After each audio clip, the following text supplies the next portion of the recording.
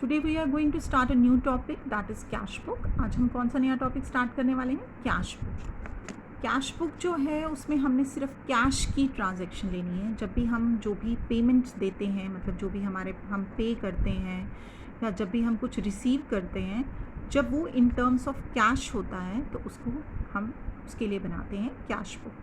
A cash book is a subsidiary book. Subsidiary book आपकी basic book होती है, तो कैश बुक भी क्या है? आपकी बेसिक बुक है। जैसे जर्नल आपकी सब्सिडरी बुक है, बेसिक बुक है, उस तरह कैश बुक भी आपकी सब्सिडरी बुक है। Use to record receipts and payments. तो कैश बुक किस चीज़ को रिकॉर्ड करता है कि हम क्या रिसीव कर रहे हैं और हम क्या पे कर रहे हैं ऑफ कैश। कौन से रिसीट्स और पेमेंट्स को ये कैश बुक जो है वो रिकॉर्ड करता है? Receipts and payments of cash. It is a book of original entry. मतलब इसमें हम ये ऐसी बुक है जिसमें हम सबसे पहले अपनी कैश की एंट्रीज़ को पास करते हैं। In which entries are recorded date wise.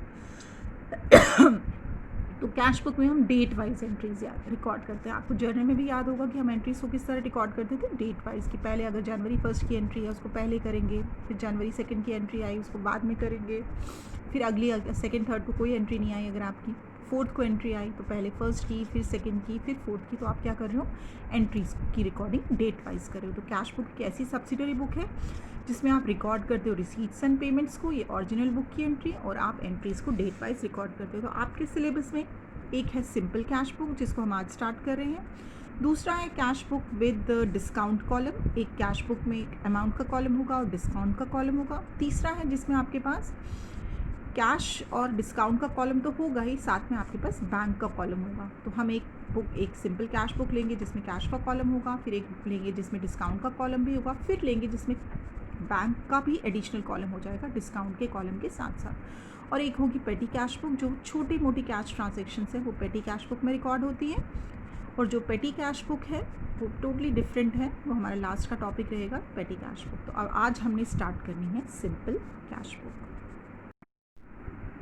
So this is the format of simple cash book. यहाँ पे हम डेबिट साइड लिखेंगे, यहाँ पे हम क्रेडिट साइड लिखेंगे। ये हो गई हमारी डेबिट की ट्रांजैक्शंस लिखने के लिए ये पर्टिकुलर्स, और ये पर्टिकुलर्स हो गए हमारी क्रेडिट की ट्रांजैक्शन लिखने के लिए। तो आपने डेट कॉलम में जो भी आपको डेट दी होगी क्वेश्चन में, वो आपने डेट कॉलम में लिखनी है।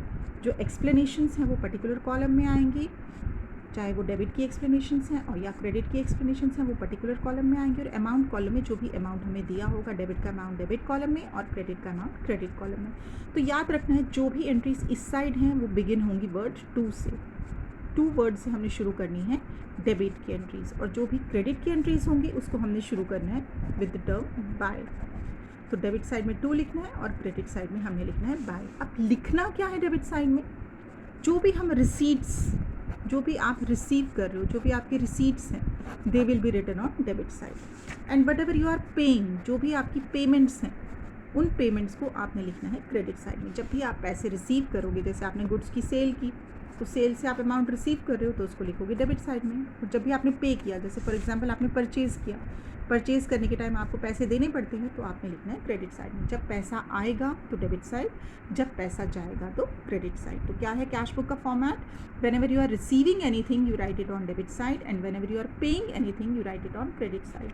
आपको मिस्टर ए ने कुछ अमाउंट दिया तो आप लिखोगे टू मिस्टर ए, और आपने मिस्टर बी को कोई अमाउंट दिया तो आप लिखोगे बाय मिस्टर बी। जहाँ से पैसा आ रहा है वो डेबिट साइड में और जहाँ पर पैसा जा रहा है वो क्रेडिट साइड में। सारी एंट्रीज जो भी इनकमिंग रिसीट्स की हैं, जो पैसा मिलने की हैं, उनको हम यहाँ प्लेस करते जाएंगे और उसके अगेंस्ट अमाउंट लिखते जाएंगे।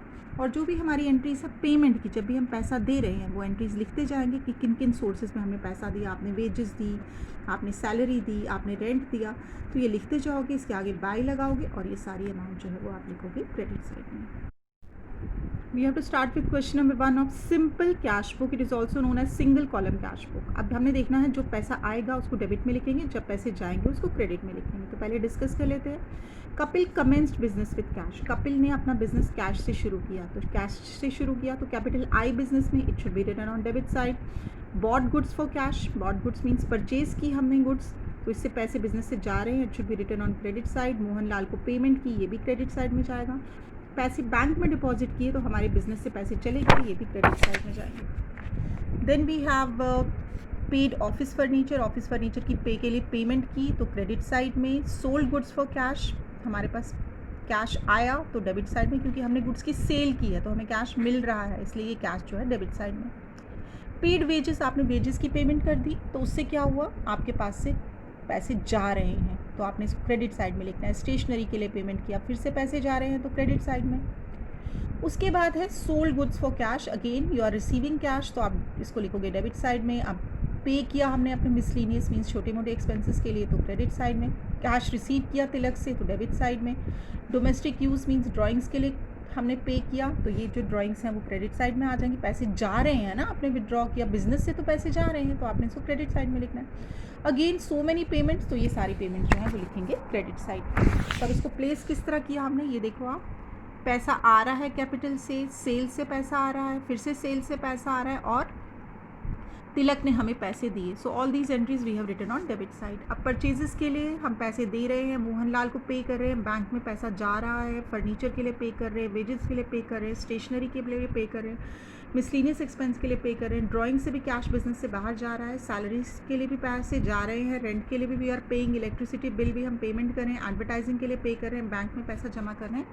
तो आपने इन सारी एंट्रीज़ को लिखा क्रेडिट साइड में। डेबिट की एंट्रीज प्लेस कर दी डेबिट में और क्रेडिट की एंट्रीज़ को प्लेस कर दिया क्रेडिट में। आप ये तो प्लेस कर दिया, लिख दिया जो डेबिट के अगेंस्ट था और क्रेडिट के अगेंस्ट था। अब इसको बैलेंस किस तरह करना है आपने, पहले आपने देखना है कि डेबिट साइड का टोटल कितना है। तो डेबिट साइड का टोटल है 124850, तो लिख दिया।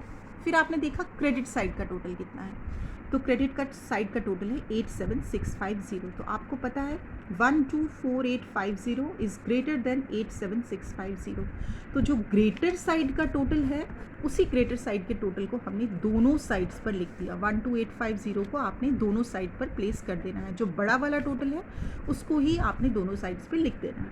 फिर आपने दोनों की डिफरेंस देखना है, दोनों को माइनस करना है, डेबिट में से क्रेडिट के टोटल को माइनस करना है और वो टोटल आ गया 37,200। तो इसके लिए हम क्या लिखते हैं, बाय बैलेंस कैरीड डाउन, मतलब हमारा जो बैलेंस है जब हमने इतने पैसे मिले और इतने पैसे खर्च दिए तो उसमें से हमारा बैलेंस रह गया 37,200। For this we write down balance carry down. इस बैलेंस को आप ब्रॉड डाउन भी कर सकते हो नेक्स्ट मंथ के लिए, अप्रैल 1 के लिए आप इस बैलेंस को ब्रॉड डाउन कर लो 37,200।